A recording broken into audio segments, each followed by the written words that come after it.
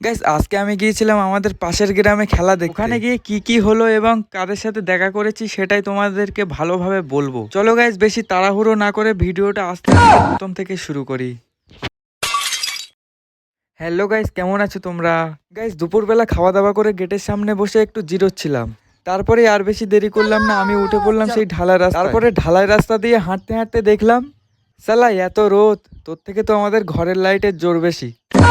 আর একটু সামনে যেতেই দেখলাম আমার একটা ইউটিউবের মেম্বার বসে আছে। মেম্বারটা রাগ করেছে, ওই জন্য চলে গেছে। গাইস আমি আর বেশি দেরি করলাম না, আমার কটা বন্ধু খেলা দেখতে যাচ্ছিল, তাই ওদের সাথে আমিও চলে গেলাম সেই মাঠের দিকে। তারপরে খেলার মাঠের দিকে যেতে যেতে চলে এলাম সেই ওই গ্রামের সাগরের ধারে। তারপর সাগরের ধার দিয়ে হাঁটতে হাঁটতে এসে দেখলাম একটা ফুচকার দোকান। মাই গড, ফুচকা! তারপরে ফুচকার কথাটা বাদ দিয়ে আমি চলে এলাম সেই বিখ্যাত খেলার মাঠে। এসে দেখলাম ওয়াও, নাইস, হেভি করে সাজিয়েছে। তারপরে ওখানে বেশি দাঁড়ালাম না, আমি চলে এলাম মাঠের অপর সাইডে।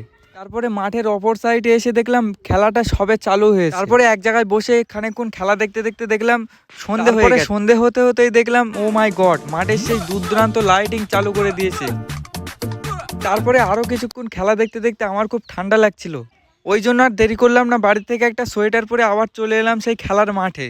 খেলার মাঠে এসে একটা দোকানে গিয়ে একটা স্যান্ডউইচ খেয়ে নিলাম। স্যান্ডউইচটা খেয়ে আর একটা নিয়ে নিলাম চিকেন কাঠি। তারপরে খেলার মাঠের সামনে দাঁড়িয়ে ওই চিকেন কাঠিটা খেতে খেতে দেখলাম সামনে আরো কটা বন্ধু বক্স বাজাচ্ছিল।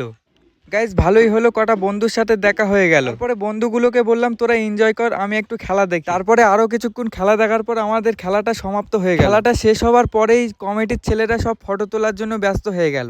গাইজ আজকের মিনি ব্লগটা এটুকুই ছিল, আশা করি তোমাদের ভালো লাগবে এবং ভালো লাগলে like, comment, share and subscribe করে দিও। আজকের মিনি ব্লগটা এই গোলাপ ফুল দেখিয়েই শেষ করছি। আল্লাহ হাফেজ।